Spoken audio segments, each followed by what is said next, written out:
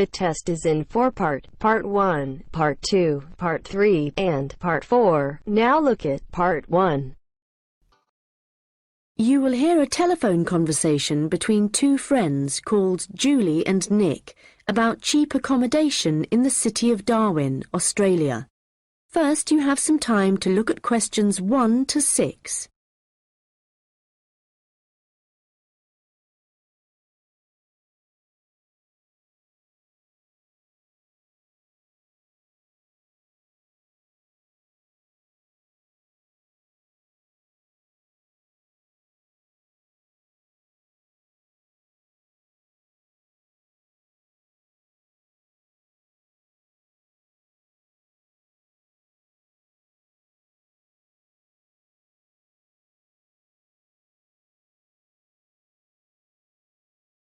Hi Nick, it's Julie. Have you managed to find any information about accommodation in Darwin? Hi, I was just going to call you. That hostel has parking, though that doesn't really matter to us, as we'll be using public transport. Yeah. Are there any reviews on the website from people who have been there? Well, yes. They aren't all that good, though. Some people said they didn't like the staff. They had an unfriendly attitude. That's quite unusual in a hostel. Usually all the staff are really welcoming. That's what I thought. People said they liked the pool and the fact that the rooms had air conditioning. But the problem with that was that it was very noisy, so they were kept awake. But it was too hot if they turned it off, so they had to put up with it. Someone told me there's another hostel called Gumtree something. Gumtree Lodge. It costs a bit more. $45 a person. What? Oh, no. That's for private rooms. It's $23.50 for the dorms.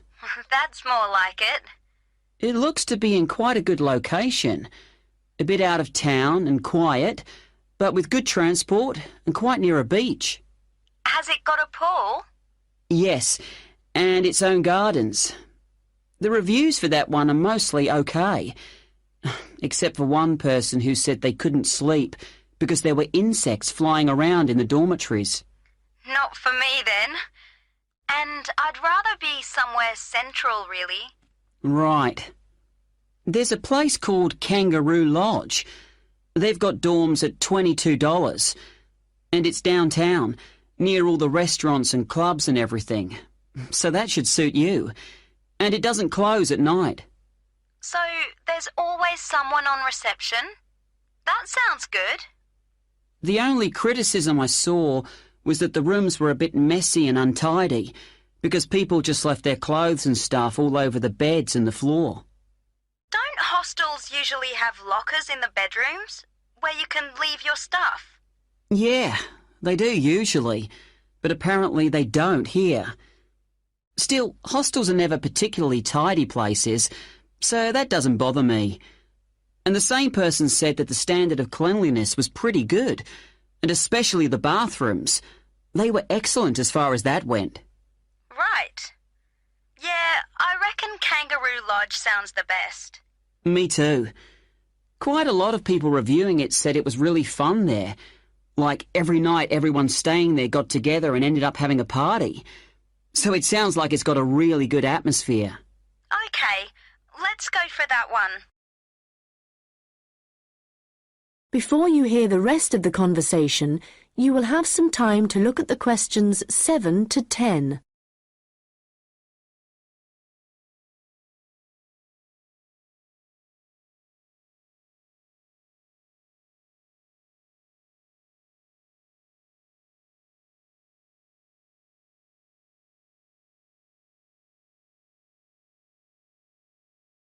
Now listen and answer questions 7 to 10. Did you get the address of Kangaroo Lodge? Yes, it's on Shadforth Lane. Can you spell that? Shadforth.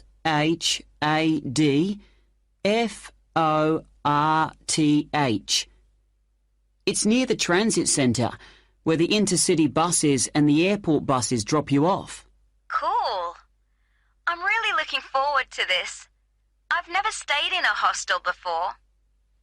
Do they provide bed linen, sheets and things? Yeah. And you can usually either bring your own towel or hire one there. But they don't usually provide those for free. Okay. And what happens about meals? Well, you don't have to pay extra for breakfast. It varies a lot in different places, but generally it's okay. And there's usually a cafe where you can buy a snack or a hot meal for lunch.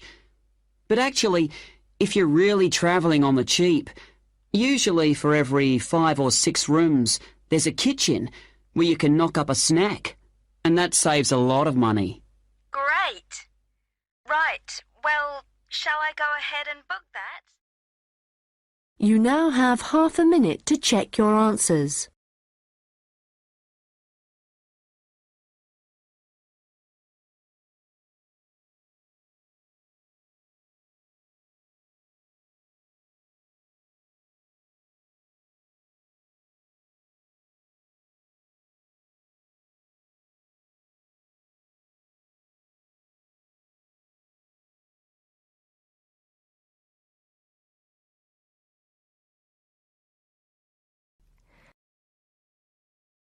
Now turns to part 2. You will hear a guide at an outdoor sculpture park talking to a group of visitors. First, you have some time to look at questions 11 to 16.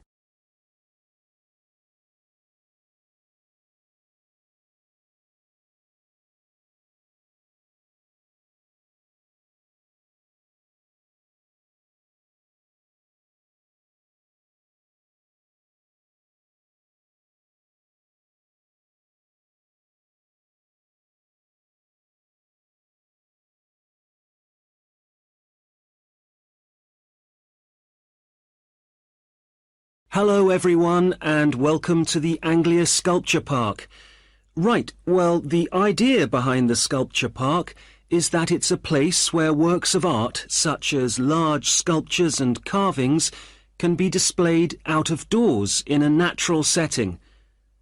As you'll have noticed when you drove here, most of the land around the park is farmland. The park itself belonged to a family called the De Quinces, who had made a lot of money from manufacturing farm machinery and who also owned substantial stretches of forest land to the north of the park. They built a house in the centre of the park, not far from where we're standing now, but this burnt down in 1980 and the De Quinces then sold the land. The Anglia Sculpture Park isn't the only one in the country. Several of the London parks sometimes display contemporary sculptures, and there are a couple of other permanent sculpture parks in England. But we're unique in that some of our sculptures were actually created for the sites they occupy here, and we also show sculptures by a wider range of artists than anywhere else in the country. For example, at present we have an exhibition by Joe Tremaine of what he calls burnt sculptures. These are wood and stone sculptures that he's carved and marked with fire to illustrate the ferocity and intensity of the forces that have shaped our planet over millions of years. They look really dramatic in this rural setting. To see some of the sculptures, you'll need to follow the path alongside the lower lake. We had to renovate this after the lake overflowed its banks a couple of months ago and flooded the area. The water level's back to normal now, and you shouldn't have any trouble. The path's very level underfoot. You should be back at the visitor centre at about 4 o'clock. If you have time, it's worth taking a look at the centre itself. It's not possible to go upstairs at present, as builders are working there adding another floor, but the rest's well worth seeing. The architect was Guy King. He was actually born in this part of England, but he recently designed a museum in Canada that won a prize for innovation in public buildings. If you want to get something to eat when you get back, like a snack or a sandwich, the terrace room is currently closed. But you can go to the kiosk and buy something, then sit on one of the chairs overlooking the lower lake and enjoy the view as you're eating. Before you hear the rest of the conversation, you will have some time to look at the questions 17 to 20.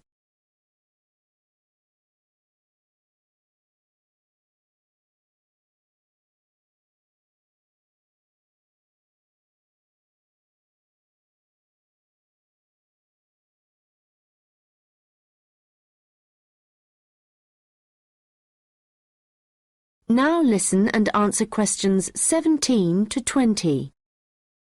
Now, let me just tell you a bit about what you can see in the sculpture park.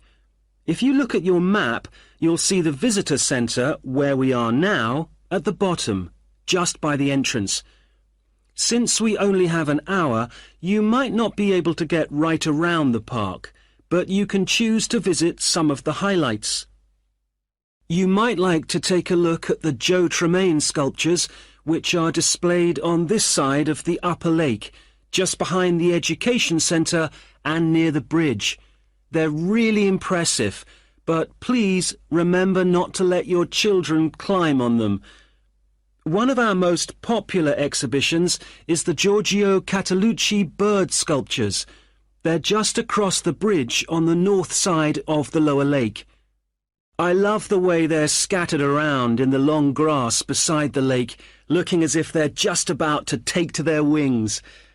You could also go to the garden gallery. It's on this side of the upper lake. From the visitor centre, you go to the education centre, then keep on along the path and you'll see it on your right. There's an exhibition of animal carvings there which is well worth a look. We also have the Longhouse. That's quite a walk. From here, you go to the bridge and then turn left on the other side. Soon you'll see a winding pathway going up towards the northern boundary of the park. Go up there and you'll find it at the top. They have some abstract metal sculptures that are well worth seeing if you have time. OK, well, now, if you... You now have half a minute to check your answers.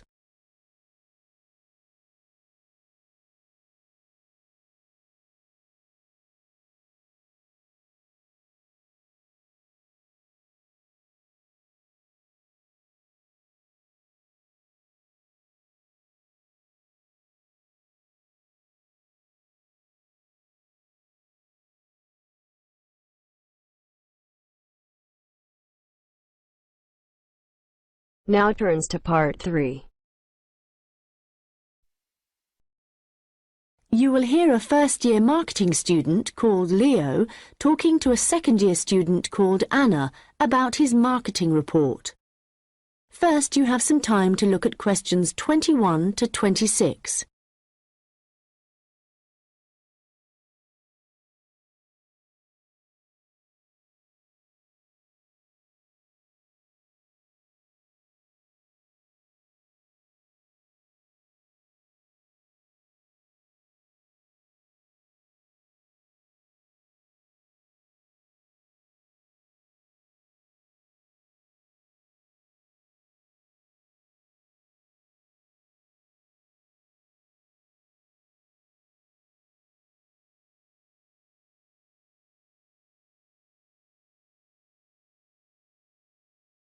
Anna, I wanted to ask you about my marketing report. I'm not sure about it. That's okay, Leo. So what do you have to do? Choose a product or service, then compare 2 organisations that produce it. I'm doing instant coffee. But haven't you got a weekend job in a clothing store? Why didn't you choose clothing? That was my first thought, because I thought it'd give me some practical examples. But when I searched for men's clothing on the internet, there were hardly any articles. So then I looked for coffee, and I found there were tons. Yeah, there are so many brands on the market now. OK, so How much have you actually written? I've done part 1 on economic and technological factors. I found some good data on technological changes, how in Australia fewer people are buying instant coffee because of cheap coffee percolators that they can use to make real coffee at home. But there's also a movement away from drinking coffee. Switching to things like herbal teas instead because they think it's healthier. But that's not really to do with technology. It's more cultural. Anyway, for part 2, I'm comparing 2 instant coffee companies, Coffee Now and Schaffers, and I've made this table of products. Right. Let's see. So you've got the brand names and prices and selling size and descriptions. OK, the table looks good. You'll get marks for research there. Where will it go? In the section on the marketing mix, under product. Not in the appendix? No. OK, but it's too factual on its own. You need to add some comment in that section about the implications of the figures. Right, I'll do that. Now, I want to say that I think that Schaffers is more of a follower than a leader in the coffee industry. Now, I'm putting that in the section on market share. Does that seem okay? Let's see. So, you've begun by explaining what market share is, that's important. But you've got to be careful how you give that opinion. Do you think it should go in another section? Well, it's fine where it is, but you've got to back it up with some data, or they'll say your report lacks weight. OK. One thing I'm worried about is finding anything original to say. Well, since this is your first marketing report, you're not expected to go out and do interviews and things to collect your own data. You're just using published data. So the analysis you do might not throw up anything that people didn't know before. But the focus is more on how you handle the data. I mean, you might take something like a graph of sales directly from a website, but what makes your work original is the perspective you provide by your interpretation of it. Oh. You know, it's all so different from business studies assignments at school. It's really surprised me. What? How much research you have to do? I expected that. It's more, I knew exactly what I had to do to get a good grade at school. And I knew I'd be expected to go more deeply into things here. But I haven't got information on how the lecturer is going to grade my work, what he's looking for.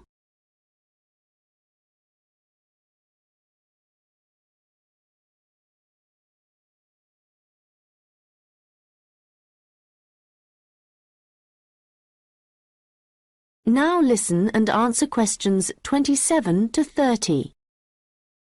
Well, one thing you have to remember is that in a marketing report, you've got to have what they call an executive summary at the beginning. I forgot that and I got marked down. Yeah, I've drafted it. I've got an overview. Have you got something about the background there? Yeah. Good. So, I've just made a summary of the main points. I wasn't sure whether or not I should have my aims there. No, that's too personal.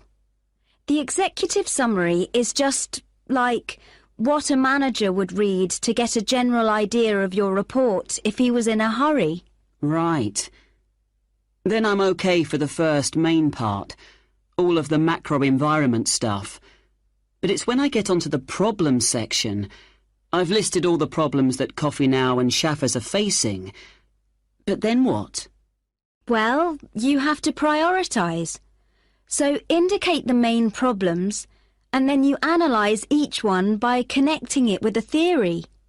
That's where your reading comes in. OK. Have you done your implementation section yet? I've thought about it. So that's where I write about what could be done about the problems. Yes. And it's got to be practical, so don't forget to specify things like who would be involved, and the cost, and the order that things would be done in. Right. Well, that shouldn't take long. You'd be surprised. Actually, that's the bit that tends to get badly done because people run out of time. That and the conclusion. Oh, any hints for that? Well, it's got to draw out the main points from your report. So it's got to be quite general. You need to avoid introducing new stuff here. It's got to sum up what you've said earlier. OK. Thanks, Anna. That's been a big help. You now have half a minute to check your answers.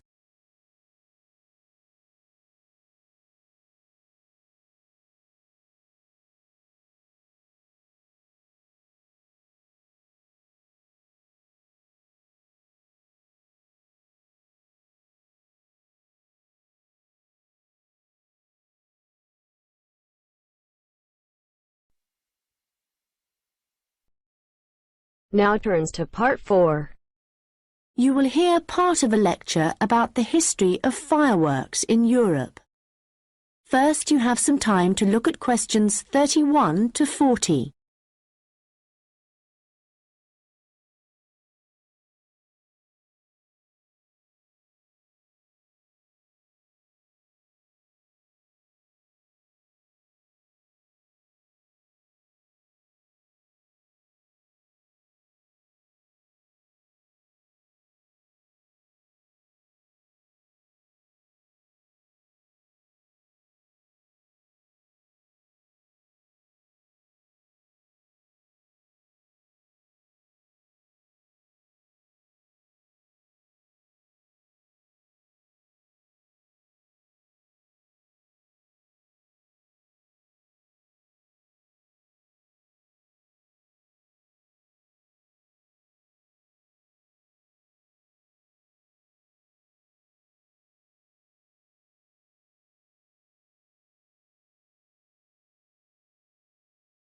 Now listen carefully and answer questions 31 to 40. An interesting aspect of fireworks is that their history tells us a lot about the changing roles of scientists and technicians in Europe. Fireworks were introduced from China in the 13th century. Up to the 16th century they were generally used for military purposes, with rockets and fire tubes being thrown at the enemy. But they were also sometimes a feature of plays and festivals, where their chief purpose was related to religion. By the 17th century, the rulers of Europe had started using fireworks as a way of marking royal occasions. Technicians were employed to stage spectacular shows which displayed aspects of nature, with representations of the sun, snow and rain. These shows were designed for the enjoyment of the nobility and to impress ordinary people. But fireworks also aroused the interest of scientists, who started to think of new uses for them. After seeing one firework display where a model of a dragon was propelled along a rope by rockets, scientists thought that in a similar way humans might be able to achieve flight, a dream of many scientists at the time. Other scientists, such as the chemist Robert Boyle, noticed how in displays one firework might actually light another, and it occurred to him that fireworks might provide an effective way of demonstrating how stars were formed.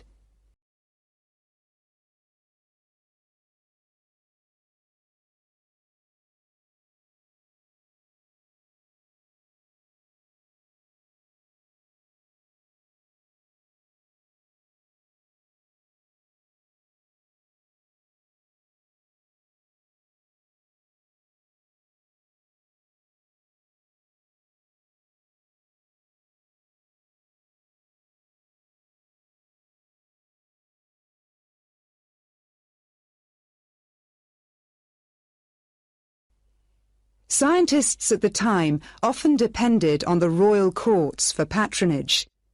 But there was considerable variation in the relationships between the courts and scientists in different countries. This was reflected in attitudes towards fireworks and the purposes for which they were used.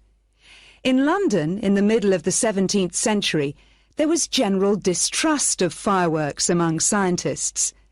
However, later in the century, scientists and technicians started to look at the practical purposes for which fireworks might be employed, such as using rockets to help sailors establish their position at sea.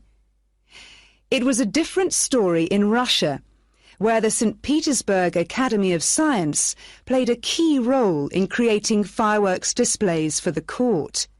Here, those in power regarded fireworks as being an important element in the education of the masses, and the displays often included a scientific message.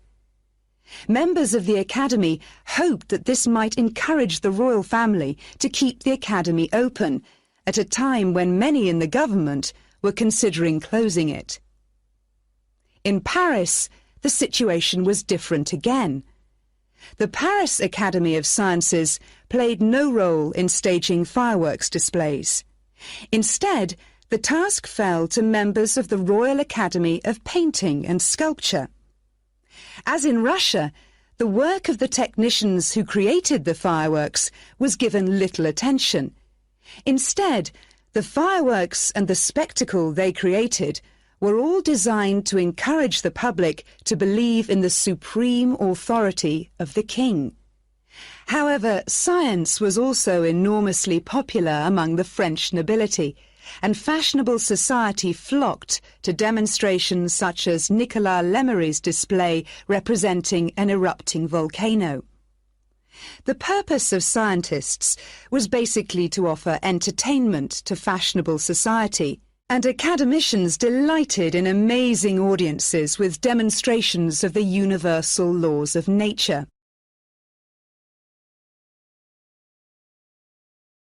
In the course of the 18th century, the circulation of skills and technical exchange led to further developments. Fireworks specialists from Italy began to travel around Europe, staging displays for many of the European courts. The architect and stage designer Giovanni Servandoni composed grand displays in Paris, featuring colourfully painted temples and triumphal arches.